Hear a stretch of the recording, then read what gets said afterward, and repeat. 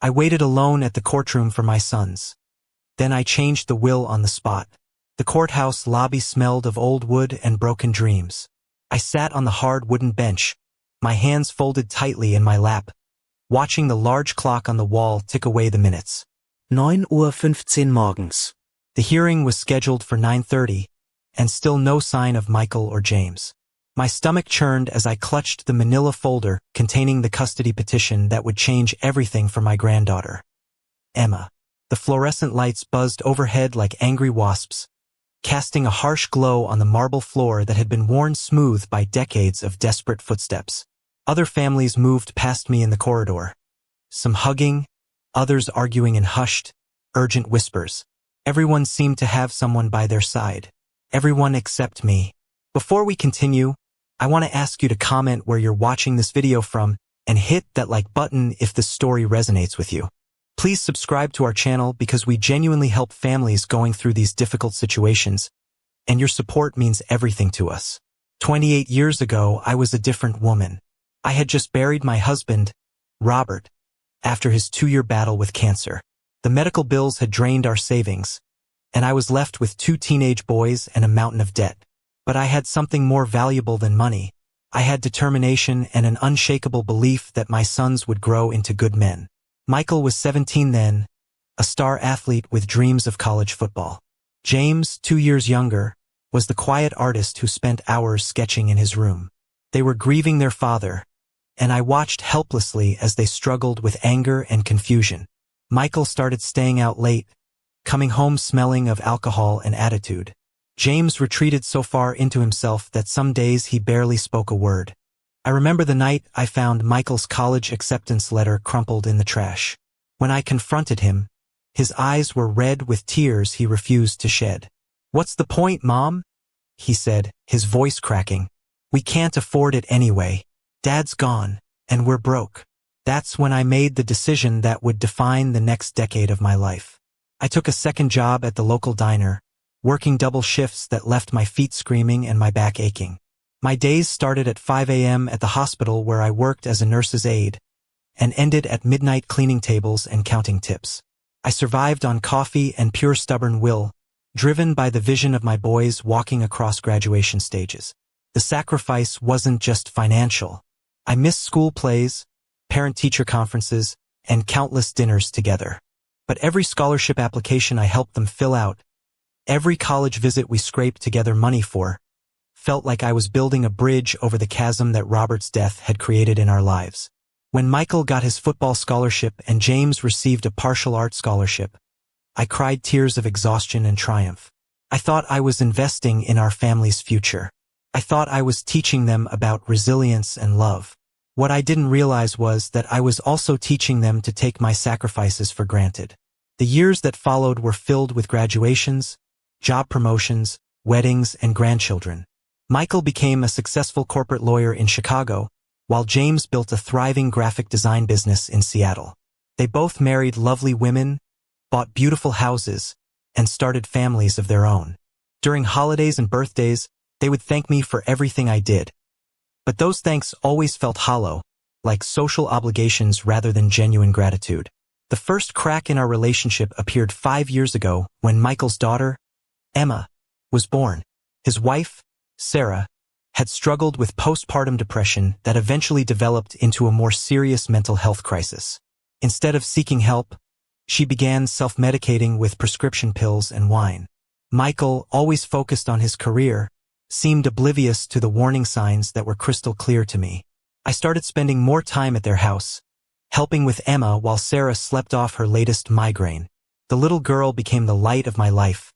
Her giggles, her tiny hands reaching for me, her complete trust in my ability to make everything better. When Sarah's addiction finally spiraled out of control and she was arrested for driving under the influence with Emma in the car, I was the one who picked up my granddaughter from the police station. Michael's response was to throw money at the problem. Expensive rehabilitation centers, high-powered lawyers, therapists who charged $300 per session. But he refused to acknowledge that Sarah needed more than professional help. She needed a family intervention and possibly long-term residential treatment. When I suggested that Emma might be safer staying with me temporarily, Michael's reaction was swift and brutal. "You're overstepping, Mom," he said, his lawyer voice cold and clinical. "Sarah is getting better, and Emma belongs with her parents. This is none of your business." When I pointed out that a 3-year-old girl shouldn't be witnessing her mother's breakdowns and blackouts, he accused me of being dramatic and interfering. James, ever the peacemaker, tried to stay neutral, which in family conflicts is just another way of choosing sides. "Mom, I'm sure Michael knows what's best for his daughter," he would say whenever I called him, desperate for support. "Maybe you should step back and let them handle it." Step back. Those 2 words became the theme of my relationship with my sons over the next few years. When Sarah relapsed and was found unconscious in the bathroom while Emma was in the house alone, I stepped in to care for my granddaughter. When Michael's work consumed him and Sarah disappeared for days at a time, I stepped in. When Emma started having nightmares and asking me if Mommy was going to die, I stepped in. But whenever I expressed concern or suggested that Emma needed stability, I was told to step back. I wasn't Emma's parent, they reminded me. I didn't understand the complexities of their situation. I was being overprotective, overbearing, too involved. The woman who had sacrificed everything to raise them was now being told she didn't know anything about family. The breaking point came 6 months ago. Sarah had been sober for 3 months, a personal record, and Michael was convinced that everything was fine. I had been watching Emma every weekend, and during one of our Sunday afternoon walks, she told me something that made my blood run cold. "Grandma," she said, her small hand gripping mine tightly, "Mommy's special medicine makes her sleep a lot. Sometimes I can't wake her up, and I get scared." When I asked her what she did when Mommy wouldn't wake up, she said she would sit by the bed and wait. A 4-year-old child, sitting alone in a dark room, waiting for her unconscious mother to regain consciousness. That night, I called both my sons and demanded a family meeting. I laid out everything Emma had told me, along with my own observations of Sarah's behavior. I begged them to consider getting Emma into therapy and to seriously discuss temporary custody arrangements until Sarah could achieve long-term sobriety. Michael's response was to accuse me of coaching Emma to say those things. James suggested I was exaggerating and that all children have vivid imaginations. Neither of them seemed to grasp that their niece and daughter was crying out for help, and I was the only adult in her life willing to hear her. 2 weeks later, the inevitable happened. Sarah overdosed while Emma was at school. She survived, but the incident triggered a Child Protective Services investigation. When the social worker interviewed Emma, my worst fears were confirmed. The little girl had been living in a state of constant anxiety, never knowing if Mommy would be awake or asleep, never understanding why Daddy was always at work, never feeling truly safe in her own home. The court mandated that Emma be placed in temporary custody while Sarah underwent intensive rehabilitation and Michael completed parenting classes. The social worker asked if there were any family members who could provide care during this period. Both my sons immediately looked at me, suddenly eager for the overstepping grandmother to step in once again. But this time I said no. The shock on their faces was almost comical. Michael sputtered about how I was abandoning Emma, while James accused me of being selfish in my granddaughter's time of need. The irony was devastating. The same woman they had spent years pushing away was now being blamed for not pushing back hard enough. I explained that I would be happy to take Emma, but only if they agreed to certain conditions. Family therapy for everyone involved. A structured visitation schedule that prioritized Emma's emotional well-being over their convenience. Most importantly, an acknowledgement that their patterns of denial and avoidance had contributed to this crisis. They refused. Instead, they hired a team of lawyers to fight for immediate reunification, downplaying Sarah's addiction and arguing that the overdose was an isolated incident. They painted me as a bitter old woman who was trying to steal their child, conveniently forgetting all the times they had relied on me to be Emma's primary caregiver. Which brings me back to that courthouse bench, staring at the clock as it crept past 9:25 a.m. I had agreed to testify on Emma's behalf, to share what I had witnessed and to advocate for a custody arrangement that would protect her. My sons knew about the hearing. I had called them, texted them, even sent registered letters. They had promised to be there, to show the judge that Emma had a loving family support system. As the minute hand clicked to 9:29, I felt something inside me break. Not shatter dramatically, but crack quietly, like ice forming on a winter pond. I stood up, smoothed my dress, and walked toward the courtroom doors. Just before I entered, I turned back one last time, hoping against hope to see two familiar figures hurrying down the hallway. The corridor was empty except for a janitor mopping the floors and a security guard reading a newspaper. The hearing was everything I had expected and worse. Emma's court-appointed guardian presented evidence of Sarah's addiction history, Michael's emotional absence, and the ongoing instability in the home. The judge asked probing questions about Emma's support system and long-term care options. When it was my turn to testify, I spoke about Emma's fears, her regression in behavior, and the conversations we had shared during our time together. I talked about the little girl who flinched when doors slammed and who hoarded snacks in her backpack because she wasn't sure when her next meal would come. The judge asked if I would be willing to serve as Emma's guardian. I looked toward the gallery where my sons should have been sitting, then back at the kind woman in the black robe who held my granddaughter's future in her hands. "Yes, Your Honor," I said. "I would be honored to care for Emma until her parents can provide a stable, safe home." The judge awarded me temporary custody, with supervised visitation for Michael and Sarah, contingent on their completion of various programs and assessments. As I gathered my papers and prepared to leave, the court clerk handed me Emma's file and a packet of information about guardian resources. In that moment, holding my granddaughter's future in my hands, I made another decision that would change everything. I walked directly from the courthouse to my lawyer's office. Margaret Chin had handled my estate planning for years, and she was accustomed to my practical, methodical approach to life decisions. But when I told her I wanted to make immediate and significant changes to my will, even she seemed surprised by the urgency. "Are you sure about this, Dorothy?" she asked, her pen poised over a legal pad. "These are substantial changes. Maybe you should take some time to think it over." I had been thinking it over for years, I realized. Every missed holiday, every broken promise, every time I was dismissed or ignored, I had been unconsciously tallying the evidence. My sons had made it clear that they valued my resources more than my relationship. They wanted the security of knowing their inheritance was waiting, but they didn't want the inconvenience of maintaining a genuine connection with the person providing it. My original will had split my estate equally between Michael and James, with trust funds established for their children. It was a traditional arrangement that I had assumed would strengthen family bonds and provide security for future generations. But sitting in that lawyer's office, still wearing the dress I had chosen carefully for my sons to see me in court, I understood that my money would never buy their love or respect. Instead, I redirected the bulk of my estate toward establishing a foundation focused on supporting children in foster care and providing resources for grandparents raising grandchildren. The house that I had hoped would become a gathering place for future family celebrations would be donated to a local organization that provides transitional housing for families in crisis. Michael and James would still inherit something, enough to acknowledge our biological relationship, but not enough to fund their comfortable assumption that their mother would always be there to clean up their messes. The largest individual beneficiary would be Emma, with funds set aside for her education and long-term care, managed by trustees who would prioritize her well-being over her parents' wishes.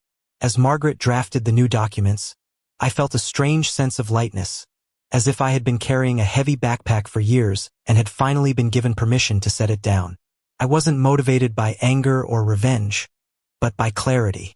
I was finally investing my legacy in people and causes that reflected my actual values rather than my wishful thinking about family loyalty.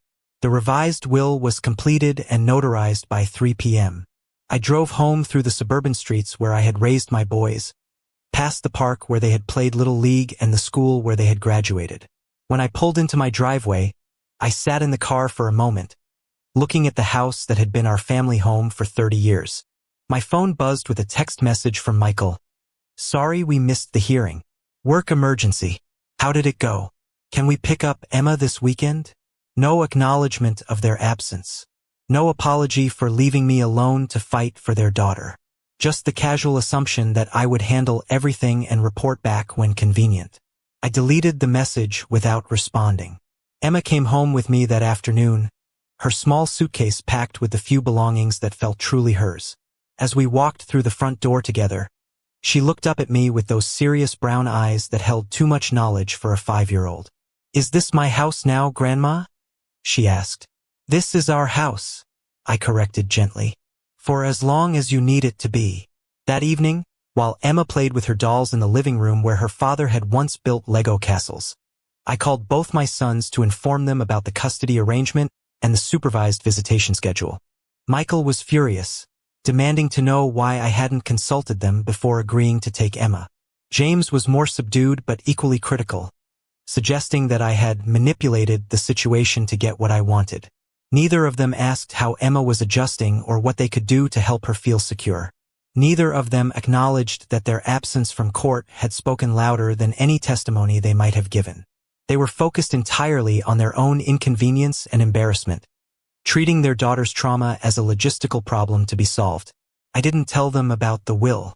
That revelation would come later, when they were forced to confront the full consequences of their choices. For now, I was content to focus on the little girl who was finally getting the stability and attention she deserved.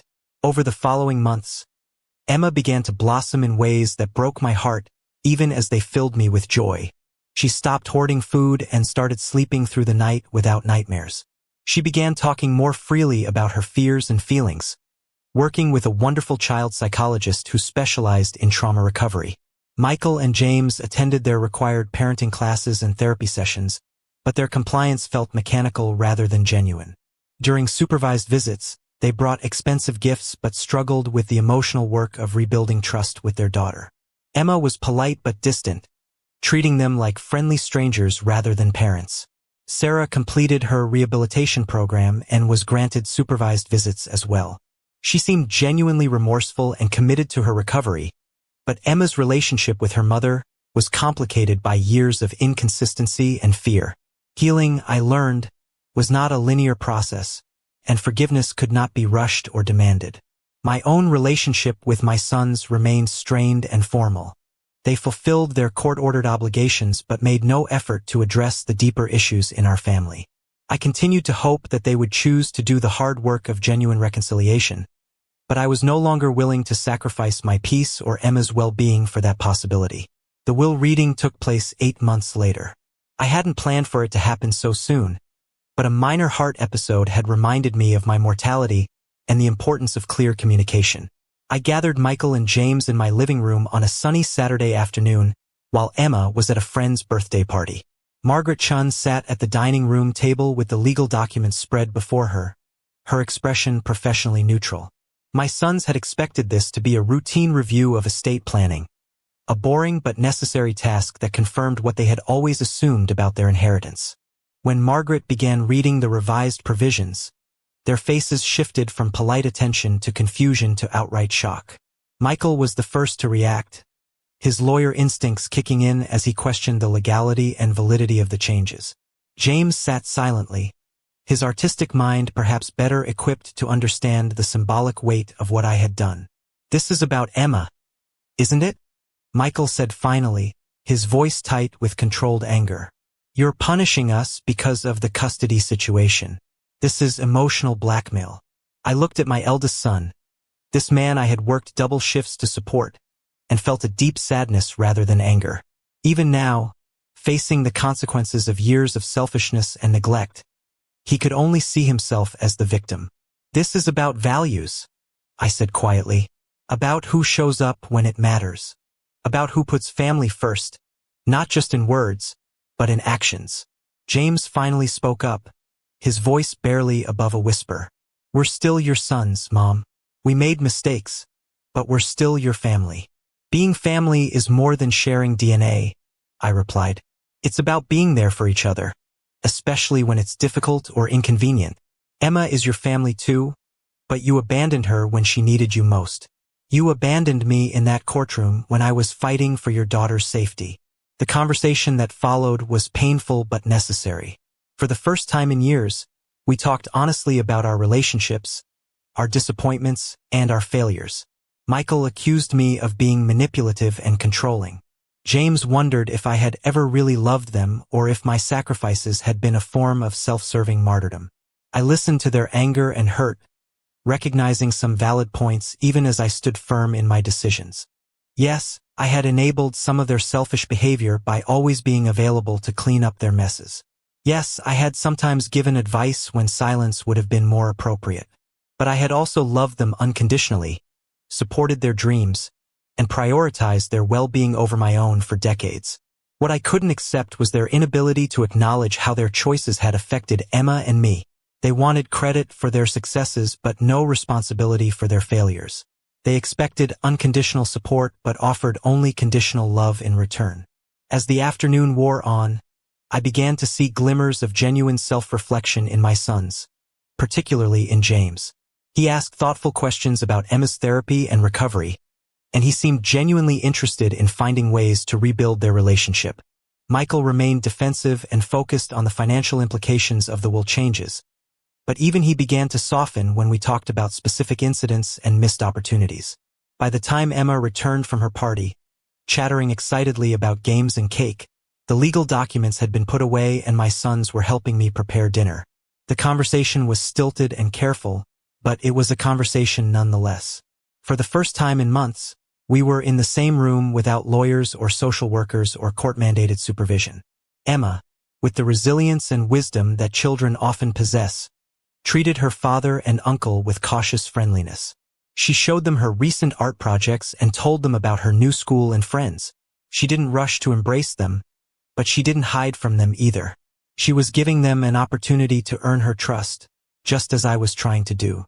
That evening, after Michael and James had left and Emma was tucked into bed with her favorite story, I sat on my front porch in the gathering dusk. The neighborhood was quiet except for the distant sound of children playing and the gentle hum of air conditioning units. I thought about the woman I had been 8 months earlier, sitting on that hard courthouse bench, waiting for sons who never came. I thought about the choices that had led me to that moment, the years of sacrifice and service, the gradual erosion of boundaries and self-respect, the confusion between love and enablement. I thought about the little girl sleeping upstairs, who had taught me that protecting someone sometimes means disappointing other people. Most of all, I thought about the future I was trying to build. Not the future I had once imagined, with holiday gatherings and grandchildren playing in the yard, while their parents discussed their successful careers. That future had been built on assumptions about love and loyalty that had proven false. Instead, I was building a future based on what I had learned about authentic relationships, about showing up when it matters, about the difference between being needed and being valued. Emma would grow up knowing that someone had fought for her when she couldn't fight for herself. The foundation I was creating would help other children and families avoid some of the mistakes we had made. My sons might never fully understand or accept the changes I had made, but they would have the opportunity to prove that they could do better. The reduced inheritance wasn't a punishment but a chance for them to build their own legacies based on their choices rather than their expectations. As I sat there in the growing darkness, listening to the sounds of a neighborhood settling in for the night, I felt something I hadn't experienced in years. Peace. Not the peace of resignation or defeat, but the peace that comes from finally aligning your actions with your values.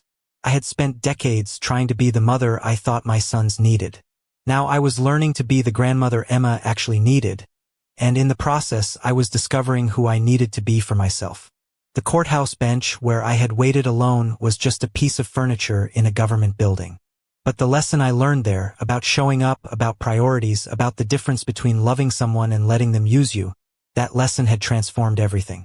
When I finally went inside and locked the door behind me, I paused at Emma's room to watch her sleep. Her breathing was steady and calm, her face relaxed in a way that it had never been during those chaotic years with her parents. Tomorrow would bring new challenges, new opportunities for healing and growth. But tonight we were both exactly where we belonged, and that was enough.